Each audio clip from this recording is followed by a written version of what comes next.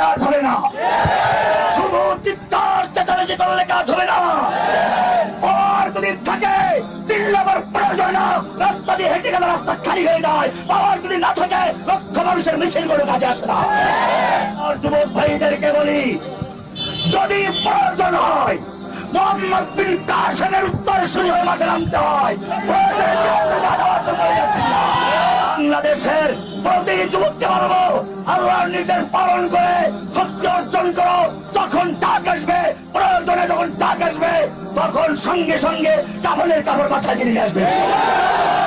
আজকে আপনি পায়াত গ্রহণ করুন, এই জনতা আপনাদের পায়াত দিবে, প্রয়োজনে জীবন দিবে। তোমরা মুসলিম বন্ধের উদ্ধার করেছে।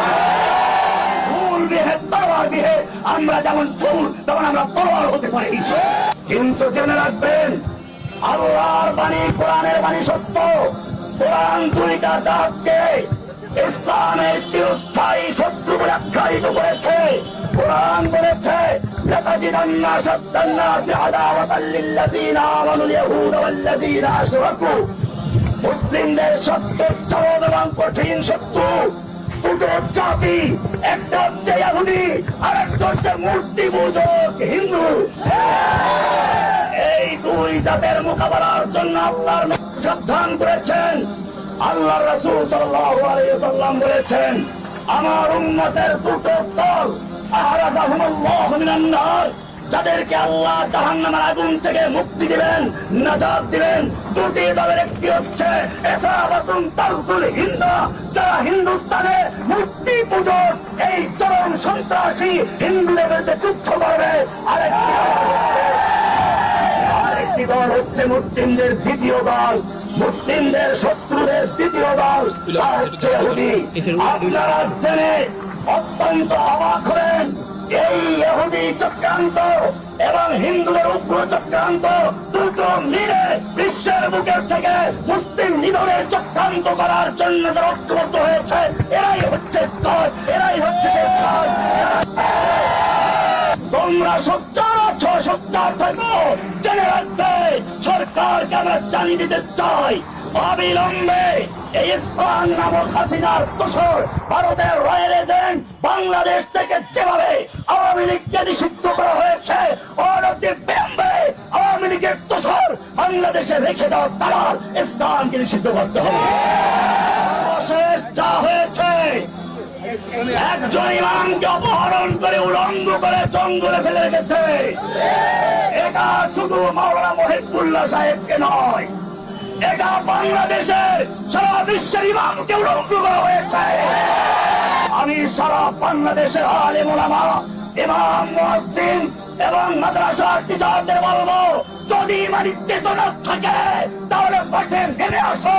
তোমাদের উলঙ্গ করা বাকি নেই, তোমাদের প্রত্যেকটা করা উলঙ্গ করছে। আমরা বাইতুল মুকাররমের এই চত্বর থেকে ঘোষণা করছি, আমির হেফাজতের কাছে অনুরোধ জানাচ্ছি, এখন আর সময় নেই। হেফাজতে ইসলাম যদি ইসলামের হেফাজতের দায়িত্ব নিয়ে মাঠে নেমে থাকে, ইসলামের হেফাজত করার অঙ্গীকার নিয়ে মাঠে নেমে থাকে, আজকে আপনি বায়াত গ্রহণ করুন।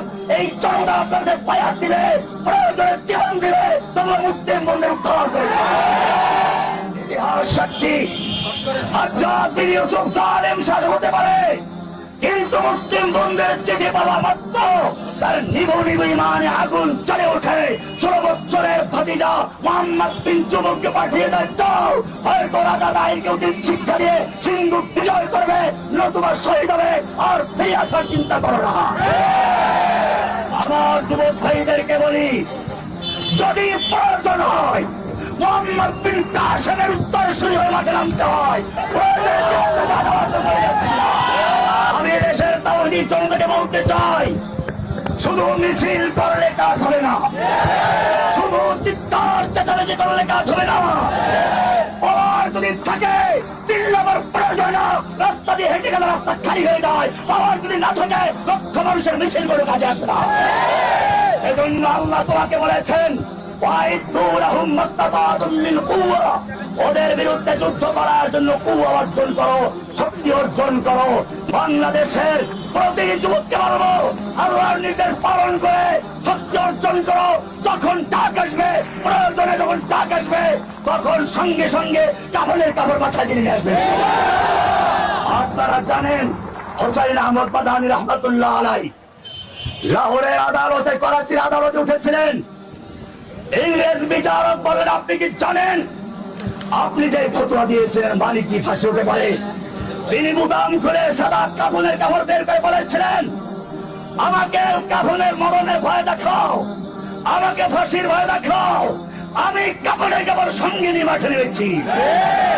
সরকারকে জানিয়ে দিতে চাই, আমরা মশা মাছি মেরে হাত নষ্ট করতে চাই না, আমরা বাংলাদেশের শান্তি শৃঙ্খলা নষ্ট করতে চাই না।